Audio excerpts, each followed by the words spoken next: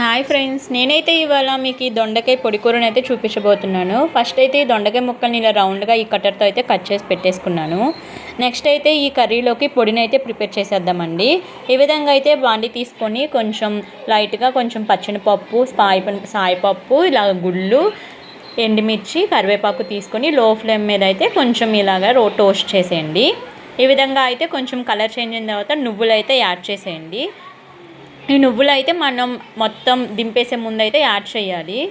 ఈ విధంగా అయితే మనం దీన్ని ఒక ప్లేట్లోకి అయితే ట్రాన్స్ఫర్ చేసేసుకుందాము. ఇదైతే అయిపోయిందండి మ్యాక్సిమం. ఈ విధంగా అయితే పొడిలో ఇలా ప్లేట్లోకి తీసేసుకొని నేనైతే కొంచెం ఇలా అయితే ఆరబెట్టేసాను. నేనైతే కొంచెం వెల్లుల్లిపాయ రబ్బలు తీసుకున్నాను, ఇది ఆప్షనల్. నెక్స్ట్ అయితే ఇలా బాండి తీసుకొని పోపేసి మనమైతే ఈ దొండకాయ ముక్కలను అయితే దీంట్లోకి అయితే తీసుకొని ఈ విధంగా అయితే మనం కొంచెం గరిటతో కలతిప్పేయాలి. అంతే అండి. దీంట్లో అయితే లైట్గా ఫస్ట్ కొంచెం పసుపు అయితే యాడ్ చేసేయండి. నెక్స్ట్ ఏంటంటే మనం ఈ పొడిని అయితే కొంచెం మిక్సీలోకి తీసుకొని దీన్ని అయితే పొడిలా చేసేసుకుందాము. ఇవి మగ్గే లోపల ఈ విధంగా అయితే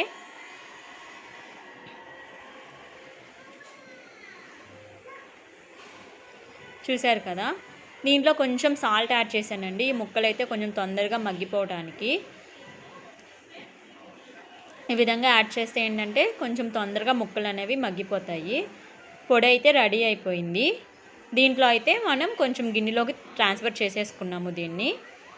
ఈ ముక్కలు అయితే కొంచెం మీడియం ఫ్లేమ్ మీద మళ్ళీ కొంచెం ఇలాగా మగ్గనిద్దామండి. ఇప్పుడైతే ఈ కర్రీలో ఈ ముక్కల్లోకి అయితే నేను కొంచెం లైట్గా కొంచెం ఉప్పు, కారం, కొంచెం అయితే ధనియాల పొడి యాడ్ చేసి ఈ విధంగా అయితే కొంచెం ఇలాగా టోస్ట్ చేసేయడమే.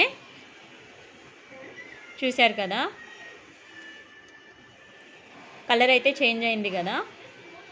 ఈ విధంగా అయితే తీసుకొని ఉప్పు, కారం, ధనియాల పొడి తీసుకొని మళ్ళీ వీటిని అయితే కొంచెం కలితిప్పేయండి.